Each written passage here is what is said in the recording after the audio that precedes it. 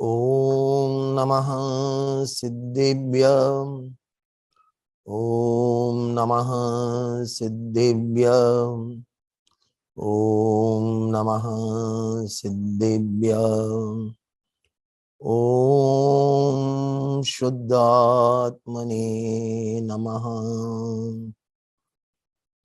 नमो अरिहन्ताणं नमो सिद्धाणं नमो आयर्याणं नमो उवज्जायाणं नमो लोये सवसाहुणम्।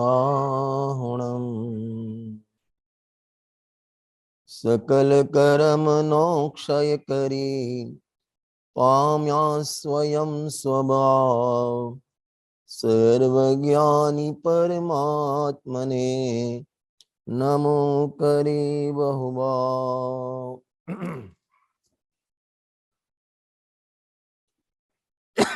इष्टोपदेश नामनो ग्रंथ एनो આપણે રેગ્યુલર સ્વાધ્યાય શુક્રવારે જે કરીએ છીએ એમાં 22 ગાથાનો ગઈ વખતે સ્વાધ્યાય કર્યો હતો. એમાં એક બે પોઈન્ટ બાકી છે એ આ ચર્ચા કરીશું. મૂળ તો આ ગાથામાં 22 નંબરની ગાથામાં આત્માની ઉપાસના, આત્માનું ધ્યાન, આત્માનું લક્ષ્ય, આત્માનો અનુભવ, આત્માની દ્રષ્ટિ કઈ રીતે કરવી એના વિશેની આ ગાથા કહેવામાં આવી છે. બીજી ભાષામાં કહીએ તો આપણા મુમુક્ષુઓનું દરેકનું જે ધ્યેય આત્મ અનુભવ, પણ એ અનુભવ કઈ રીતે થાય, અનુભવ કરવો છે, અનુભવ કરવાની રીત કઈ છે એ આપણને ખબર નથી. તો અહીંયા આચાર્ય દેવ એમાં કઈ રીતે અનુભવ કરવો, આત્માનું લક્ષ્ય કરવું, ધ્યાન કરવું એ વિષય આમાં 22 ગાથામાં બતાવ્યો છે. પહેલા ગાથાનો પાઠ કરીશું અને ત્યારબાદ ચર્ચા આપણે આગળ વધારીએ છીએ. પેજ નંબર છે મારામાં 49. સંયમ્ય કરણ ગ્રામે એકાગ્રત્વેન ચેતસઃ આત્માનમાત્મા વાધ્યાયેત આત્મનેવાત્મનિ સ્થિતમ इंद्रिय विषयों निग्रही मन एकाग्र लगाय आत्मा मा स्थित आत्मने ज्ञानी निज थे ध्याय. आमा कोई पर निमित्तना सहानी बात करी नहीं. जेम प्रवचन सारजी में पहलो अधिकार शुद्धोपयोग अधिकार 13-20 गाथानो अधिकार है. एमा 16 नंबरनी गाथा है. एमा केवल ज्ञानी शुद्धोपयोगना फळमां जे केवल ज्ञाननी प्राप्ति थाय छे ए स्वयं थाय छे. घाती कर्मना नास्ति थाय छे, वज्रवराग नाशा सड़ना छे एटले थाय छे.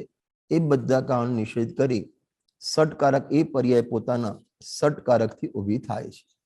एम अहीं पण जे आत्मानुं ध्यान थाय एमां बहारना कोई कारकोनी, बाह्य कोई द्रव्योनी, कोईना निमित्तोनी कोईनी जरूर नहीं.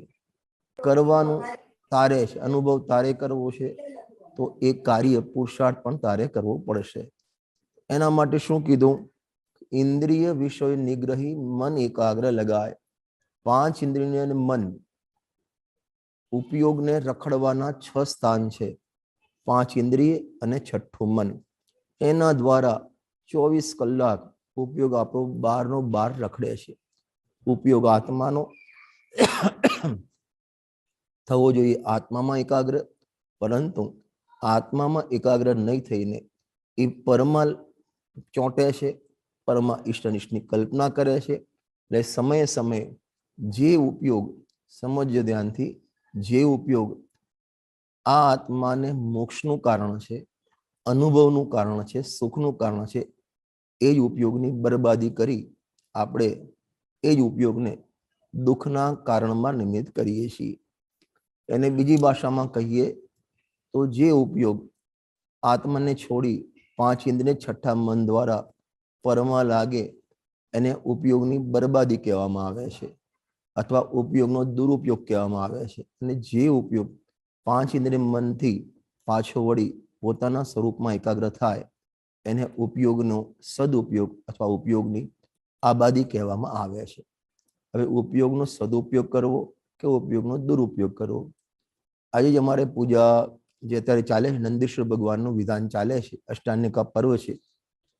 તેમાં જે દક્ષિણ દિશાની પૂજા છે, એ દક્ષિણ દિશાની પૂજામાં જે જયમાલા છે એમાં બહુ સરસ વાત આવે છે, दोनों ही मार्ग उपस्थित है, केवल इको चुनना होगा, कोई भी साथ न आएगा, निज पट निज को बुनना होगा. एक છે મોક્ષ માર્ગ, એક છે બંધ માર્ગ. अब બંનેમાં ઉપયોગ કોમન છે, ઉપયોગ ક્યાં ઝૂકે છે એ તરફ છે.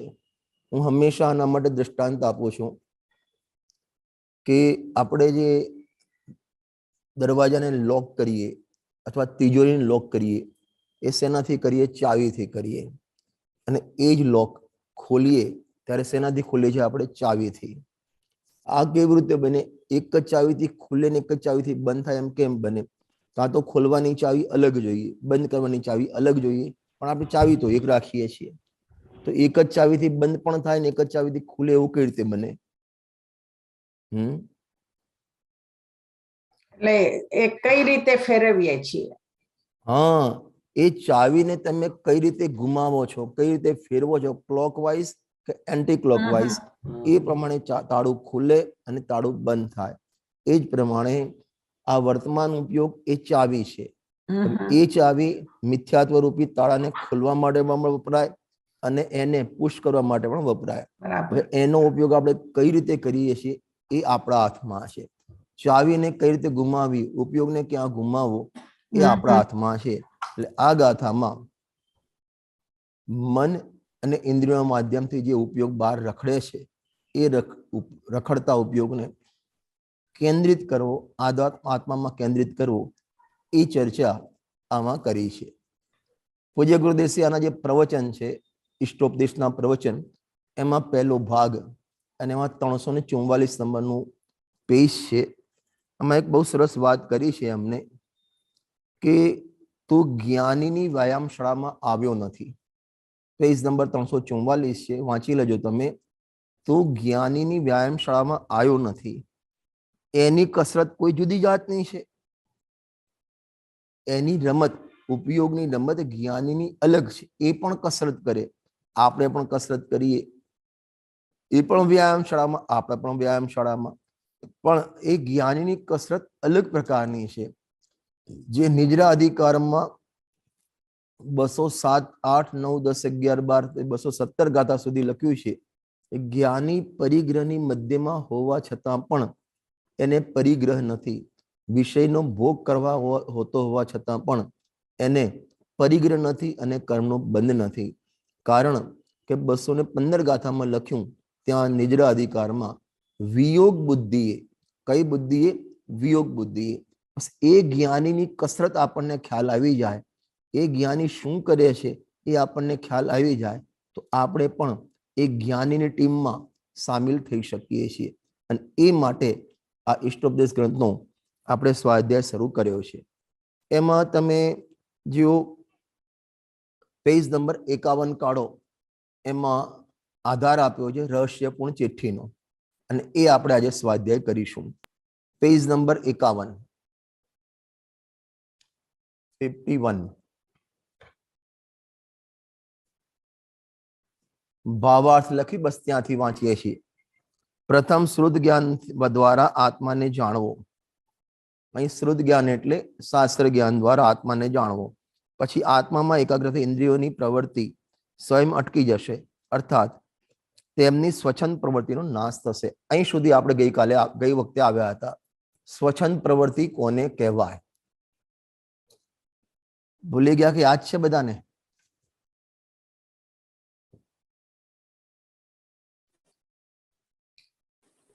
હેલો, હાજી. સ્વચ્છંદ પ્રવૃત્તિ કોને કહેવાય? સ્વચ્છંદ એટલે પોતાની જેમ કરવો એ કરે ને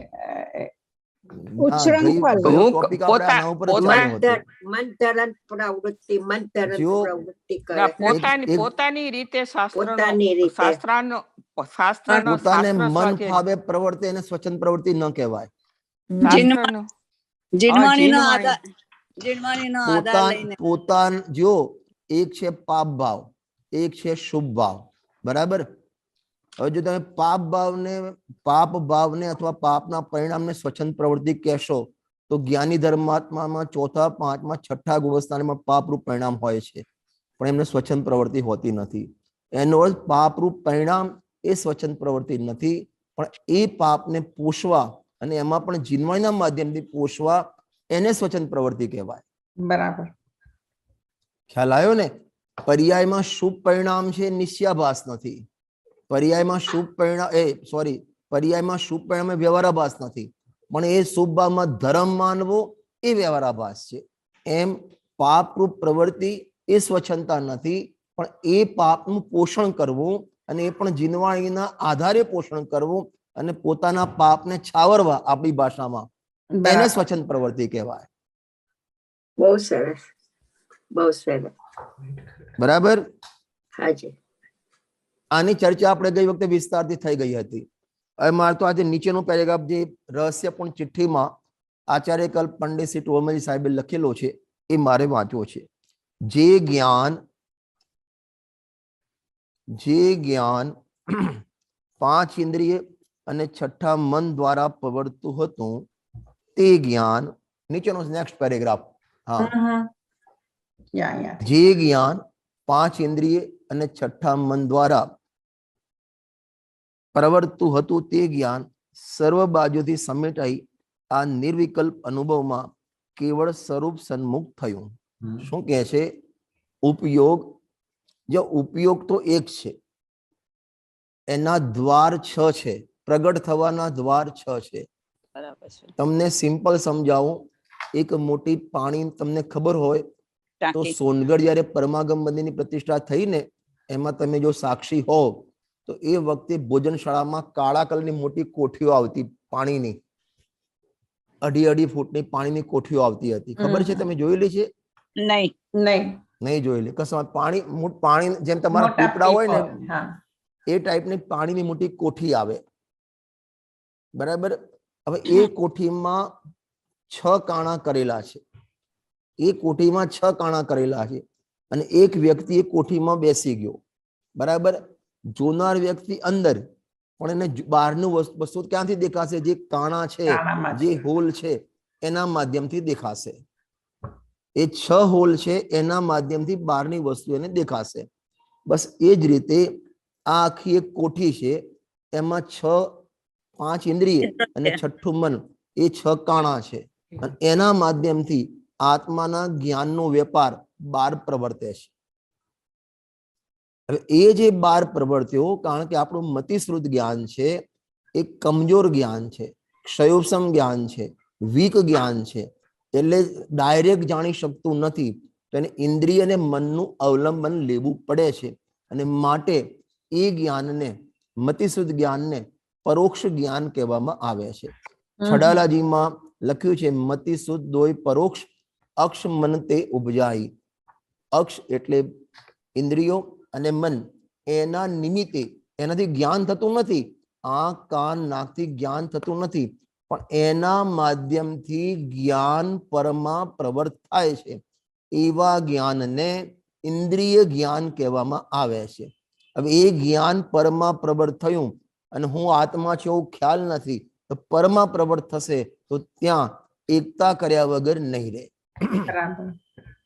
મોક્ષા પ્રકાશકનો ચોથો અધિકાર છે, એમાં જીવ અજીવ તત્વનું અન્યથા સ્વરૂપ જે આપ્યું છે, 2 પાનાનો બહુ સરસ એક સમજો એમનું સ્પષ્ટીકરણ છે. એમાં અંતિમ જે ટોપિક છે 2 પાનાના અંતિમમાં ત્યાં લખ્યું છે, આ જીવને અનાદિથી ઇન્દ્રિય જ્ઞાન છે. આ જીવને અનાદિથી ઇન્દ્રિય જ્ઞાન છે અને ઇન્દ્રિય જ્ઞાનનો વિષય મૂર્તિક પદાર્થ છે અને આત્મા અમૂર્તિક છે. એટલે ઇન્દ્રિયોના માધ્યમથી આત્મા જાણવામાં આવતો નથી, બરાબર. હવે આત્માનો સ્વભાવ છે કે ક્યાંક ને ક્યાંક અહમપણું કરે જ કરે, બરાબર. હવે આત્મા જાણવામાં આવ્યો નહીં તો જે પર પદાર્થો જાણવામાં આવ્યા એમાં સીધો આ અહમ કરી લે છે, બરાબર. હવે એક તમને પ્રશ્ન પૂછું છું. ઇન્દ્રિય જ્ઞાન ક્ષાયોપશમિક જ્ઞાન, ઉપયોગ, એમાં શું ફરક?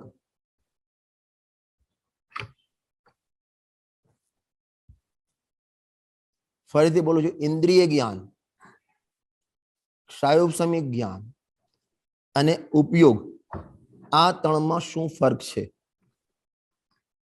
બોલી શકશો? ઇન્દ્રિય જ્ઞાનથી તો પર જણાશે, આત્મા નહીં જણાય. ઉપયોગ કઈ રીતે આપણે ફેરવીએ છીએ એ પ્રમાણે બંને, એટલે અહમ ક્યાં થશે તો આત્મા જણાશે. ક્ષાયોપશમિક જ્ઞાન તો આત્માના જ્ઞાનને પોતાના જ્ઞાનથી થાય, જે આત્મામાં થાય છે એ.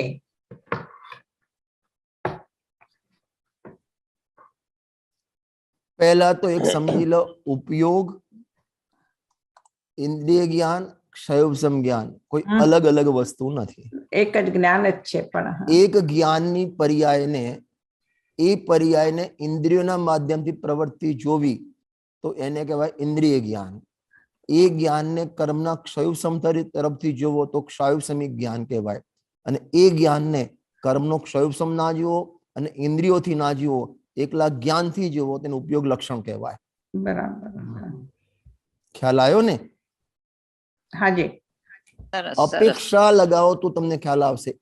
એ જ ઇન્દ્રિય જ્ઞાન, ઉપયોગ લક્ષણ જ ઇન્દ્રિય જ્ઞાન રૂપે પરિણમે છે. એ આત્માનું જ્ઞાન જ ઇન્દ્રિય જ્ઞાન રૂપે પરિણમે છે. ઇન્દ્રિય જ્ઞાન અલગ, ઉપયોગ લક્ષણ અલગ. એમ નથી. ઉપયોગ ક્યારે કહેવાય કે સર્વ ઉપાધિને બાદ કરીને જુઓ તો એ ઉપયોગ છે, એ જ્ઞાન લક્ષણ છે. ઇન્દ્રિય જ્ઞાન એ લક્ષણ નથી, પણ ઉપયોગ એ લક્ષણ છે આત્માનું. કારણ કે ઉપયોગ ભગવાનમાં છે ને આપણામાં છે. ઇન્દ્રિય જ્ઞાન ભગવાન નથી, આપણામાં છે.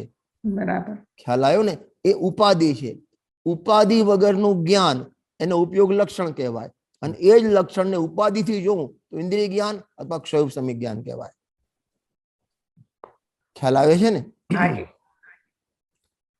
જેમ નથી, એક બે ગામમાં, અહીં ગામડામાં અમારે, તમારા અમેરિકામાં તો એવું બધું ના હોય, અમારે ગામડામાં કેવું છે, એક ગામ છે ને બાજુમાં 5 કિલોમીટર બીજું ગામ છે. હવે આ ગામની દીકરી આ ગામમાં પરણાઈ છે, બરાબર? અને બે ગામ વચ્ચે નદી છે, આમ નાની. એટલે આ ગામથી પોતાના પિયરના ગામમાં નદીમાં પગ ડબોડીને જાય તો બધા કે દીકરી આવી, દીકરી આવી. અને એ દીકરી પાછી પગ ડબોડીને આ બાજુ આવે કે વહુ આવી, વહુ આવી. નદીના પાણીમાં શું છે કે આ બાજુથી જાય તો પાણીમાં ડબોડે તો દીકરી થઈ જાય, આ બાજુ ડબોડી ના આવે તો વહુ થઈ જાય. ના, પર્સન સેમ છે. પોતાના ગામની દીકરી છે એ પ્રમાણે દીકરી કહેવાય. અને એને જ આ ગામમાં પરણાઈ છે અપેક્ષાને વહુ કહેવાય. બરાબર. પણ દીકરી તો દીકરી છે. બરાબર? બરાબર. ચલો આપણે આવી જઈએ. જે જ્ઞાન 5 ઇન્દ્રિય અને મન દ્વારા પ્રવર્તો તે જ્ઞાન સર્વ બાજુથી સમેટાઈ આ નિર્વિકલ્પ અનુભવમાં કેવળ સસ્વરૂપનું થયું. એટલે એ ઉપયોગ બધી બાજુથી વ્યાવૃત થઈ પોતાના આત્માને સન્મુખ થયો. તે જ્ઞાન ક્ષયોપશમ રૂપ છે. જો તે જ જ્ઞાન, જે જ્ઞાન પરમાં પ્રવર્તું હતું એ પણ ક્ષયોપશમ જ્ઞાન રૂપ, અને એ જ જ્ઞાન આત્મામાં પ્રવર્ત્યું ને તો પણ ક્ષયોપશમ જ્ઞાન રૂપ. जानता है एक विषय को, कोई भी एक विषय. शाबाश. कौन बोल्યું? एक विषय कौन बोल्યું? અંગીતાબેન. બહુ સરસ. જાણે સ્વને જાણે, પરને ના જાણે, પરને જાણે સ્વ ના જાણે, કાં તો એકલો પર પ્રકાશક થયો, કાં તો એકલો સ્વ પ્રકાશક થયો. સ્વપર પ્રકાશક ક્યાં રહ્યો? પછી એક સમયે એક જ જ્ઞેયને જાણે તો સ્વપર પ્રકાશક સ્વભાવ ક્યાં રહ્યો? સ્વને જાણતા પર જણાઈ જાય છે. પણ ઉપયોગ એક બાજુ હોય છે, બીજું ભલે જણાતું હોય. એના માટે આપણે તત્વા સૂત્ર યાદ કરવું પડે. લબ્ધ ઉપયોગો ભાવેન્દ્રિયમ. લબ્ધ ઉપયોગો ભાવેન્દ્રિયમ. એટલે ઉપયોગ રૂપ જ્યારે સ્વનું જાણવું હોય ત્યારે પરનું જાણવું લબ્ધ રૂપે હોય, જ્યારે પરનું જાણવું ઉપયોગ રૂપે હોય ત્યારે સ્વનું જાણવું લબ્ધ રૂપે હોય. એટલે જ્ઞાનના સ્વપર પ્રકાશક સભામાં કોઈ આંચ આવતી નથી, પણ ક્ષયોપશમ જ્ઞાન ઉપયોગ રૂપે એક સમયે એક જ્ઞેયમાં પ્રવર્તે. બરાબર? બરાબર. હવે તો આપણને તો એમ લાગે છે કે બધું જ્ઞાન એક સાથે થાય છે. આપણને આપણે સામે અત્યારે તમને મારો અવાજ સંભળાય, મારો ફેસ દેખાય છે. આટલું બધું ફાસ્ટ થાય છે ને કે એવું બે થાય. દેખાય છે. એના એક પ્રશ્નનો જવાબ સમયે બે એક દેખાય જ છે. જુએ, એક જ સમયે એકી સાથે બધું જ્યારે જણાય. જ્યારે તમે મારો ફેસ જુઓ છો ને ત્યારે શબ્દ સંભળાતો નથી. શબ્દ સંભળાય ત્યારે ફેસ દેખાતો નથી. પરંતુ ઉપયોગ એટલો ફાસ્ટ ફરે છે. પ્રવચન સારની 56 નંબરની ગાથા છે. કાગડાનું દ્રષ્ટાંત આપ્યું છે. કાગડાને ડોળા 2 હોય, અંદર કીકી એક જ હોય. ડોળા 2, બાખા 2, કીકી 1. પણ એક કીકી એટલી ફાસ્ટ ફરે છે તમને એમ લાગે બંને ડોળામાં કીકી પડેલી છે. એમ આપણો ઉપયોગ એટલો ફાસ્ટ ફરે છે કે આપણે એમ થાય કે બધું હું એક સાથે સાંભળું પણ છું, જોવું પણ છું, જમું પણ છું અને એસી ચાલુ અને ઠંડક પણ લઉં છું. બધું તમને એક સાથે ભ્રમ થાય. એક સાથે જ્ઞાન ના થાય, એક સાથે ભ્રમ થાય. જ્ઞાન એક સાથે થઈ જ ના શકે. પણ ફાસ્ટ થતું હોય એટલે આપણને એમ લાગે કે મારે એસી ચાલુ, એસી ની ઠંડી હવા પણ લઉં છું એટલે સ્પર્શેન્દ્રિય પણ આવી ગયું.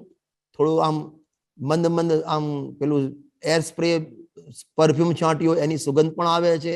સામે ચા પીધો એનો ટેસ્ટ પણ આવે છે. ટીવી પણ દેખાય છે અને અંદર પ્રવચન સંભળાય પણ છે. આ બધું ભ્રમ થઈ જાય.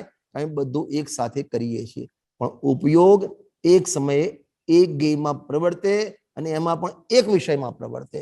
એક ગેયમાં ને એમાં એક વિષયમાં પ્રવર્તે. ખ્યાલ આવ્યો ને? એટલું આ ઇન્દ્રિય જ્ઞાન એટલે ક્ષયોપશમ જ્ઞાન એટલું કમજોર જ્ઞાન છે. જો હવે તે જ્ઞાન સ્વરૂપ જાણવાને પ્રવર્ત્યું ત્યારે અન્ય ને જાણવાનું સહેજ જ બંધ થઈ ગયું. સમજો ધ્યાનથી, બહુ સમજવો પોઈન્ટ છે. અન્યને જાણવાનું બંધ થઈ ગયું એટલે પર પ્રકાશક પણ બંધ નથી થઈ ગયું, પણ ઉપયોગ રૂપે જાણવાનું બંધ થઈ ગયું. બરાબર. શબ્દ રૂપે થયું. લબ્ધ રૂપે તો જાણવું છે જ. જેમ કલાબેન, તમને કેટલી ભાષા આવડે છે? ભાષા 3-4 ઇંગ્લિશ તો આવડે છે, મને ખબર. તમે મેસેજ ઇંગ્લિશમાં મોકલો. ગુજરાતી આવડે છે, હિન્દી પણ આવડતું હશે. આવડે, હિન્દી એટલે સમજો 2-3 ભાષા આવડે છે, 3 ભાષા આવડે છે. તમે એક સાથે કેટલી બોલી શકશો?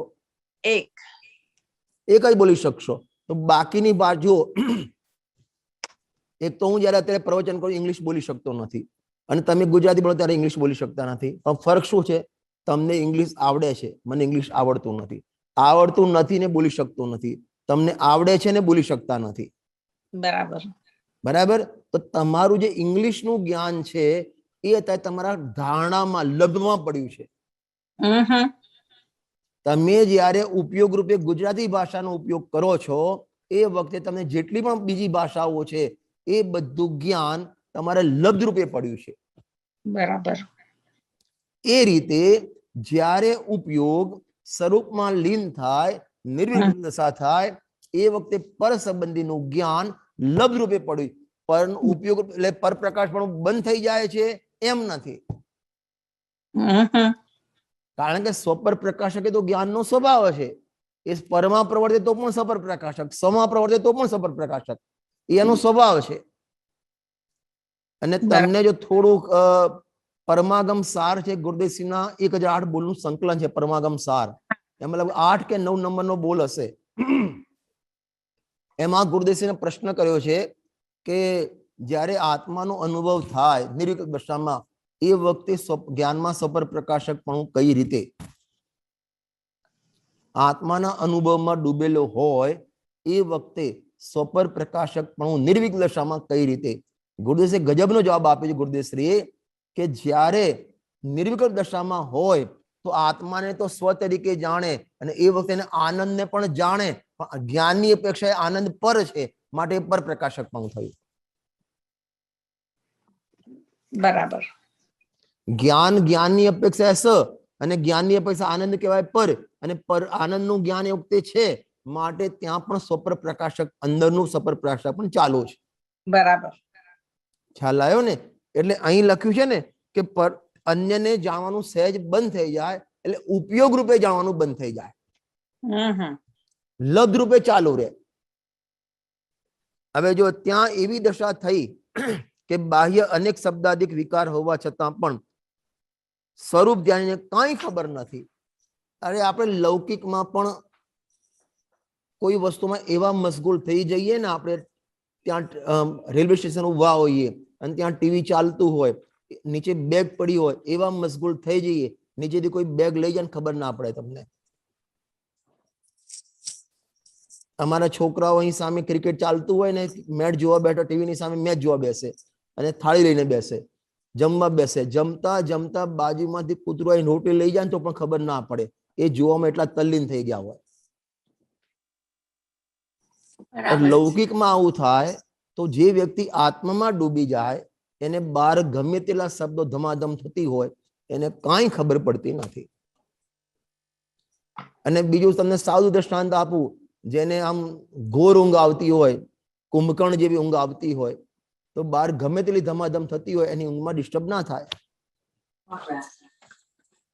ઊંઘમાં બાજુમાં ખબર નથી પડતી શું ધમાધમ થઈ, તો જે નિર્વિક દશામાં જાય, આત્માના રૂપે ડૂબકી મારે, એને બહારના કોઈ શબ્દો કાને અથડાય પણ ઉપયોગ ત્યાં લાગતો નથી.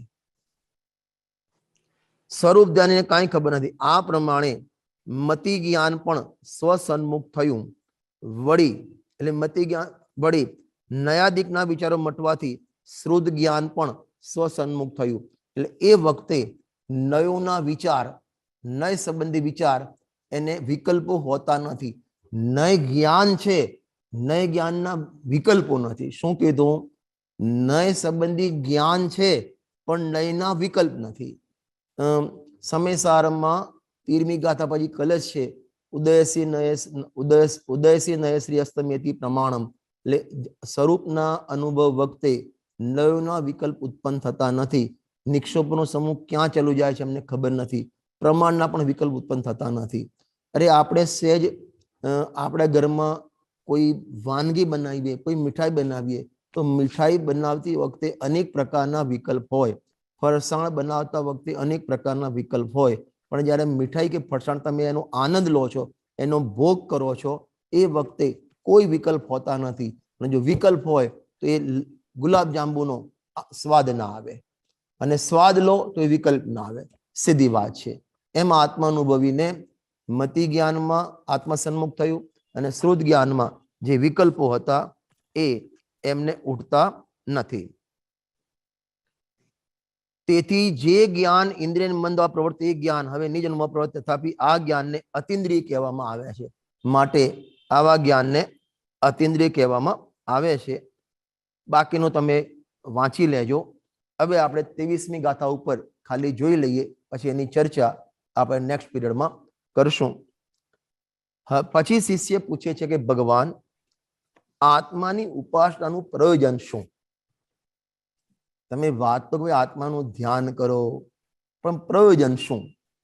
કારણ કે આપણે વાણિયા છે ને, પેલા લાભ જોઈએ. એમાં લાભ શું? અમે ફલાણી, તું એક કામ કર બેટા, આ ધંધો તું શરૂ કર, મને એમાં લાભ શું? પ્રયોજન વગર એક કીડી પણ દોડે નહીં. એને શાક ક્યાંક ગળ પણ દેખાય ને ત્યાં દોડે. પ્રયોજન વગર કોઈ પણ જીવ કાંઈ પણ કાર્ય ના કરે. તો આપણે આત્માનુભવનું કાર્ય કરીએ, આત્માના ધ્યાનનું કાર્ય કરીએ, આત્માના અનુભવનું કાર્ય કરીએ, તેમાં પ્રયોજન શું? શા માટે કરીએ છીએ? પ્રયોજન તો આપણને ખ્યાલ હોવો જોઈએ ને. ભગવાન, આત્માની ઉપાસનાનું પ્રયોજન શું? અર્થાત આત્માની સેવાથી શી મતલબ સરશે? શું ફાયદો થશે? છોકરાને કહે ચલો બેટા તમે સોનગઢ, કે અરે બેટા મજા આવશે, ત્યાં ફરવાની મજા આવશે, ગુરુદેવના પ્રવચન મળશે, આ તે. કે મને તો પ્રવચનમાં ઇન્ટરેસ્ટ નથી. અરે તો તાર ફરજે ને, શાંતિથી મોજ કરજે, મજા આવશે. તો એને પ્રયોજન બતાવવું પડે. એમ આત્માના અનુભવનું પ્રયોજન શું? એટલે આત્માના ઉપાસના કરવી, આત્માની સાધના કરવી, આત્માનું સ્વરૂપ ઓળખવું, એનું પ્રયોજન શું? એની ચર્ચા આ 23 નંબરની ગાથામાં કરવામાં આવેલી છે. આપણે પાઠ કરી લઈએ છીએ, એની ચર્ચા આપણે નેક્સ્ટ પીરિયડમાં કરીશું. गाथा नंबर 23।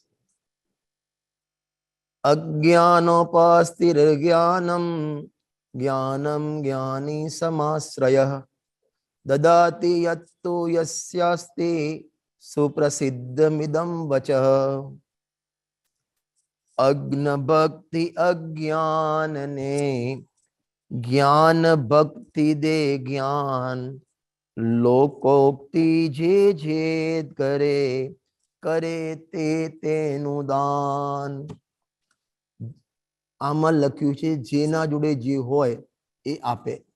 ગુરુદેવે દ્રષ્ટાંત આપ્યું છે કે અફીણની દુકાને જાય તેને અફીણ મળે, એને કઈ કાપડ ના મળે, અને કાપડની દુકાન જાય તેને દવા ના મળે, કાપડ મળે।